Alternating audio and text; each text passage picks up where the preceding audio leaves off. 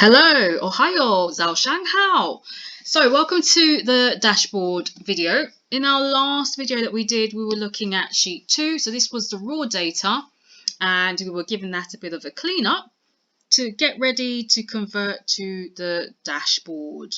Right, so this is something that I mocked up very quickly for you guys, and it was just looking at boroughs, living accommodation styles, and I've added this really cool drop down feature, which is basically you can click on houses.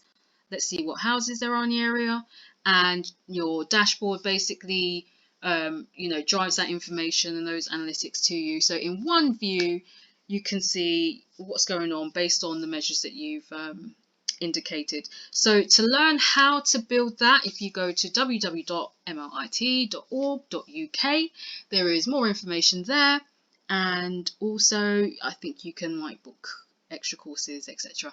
So we'll see you soon.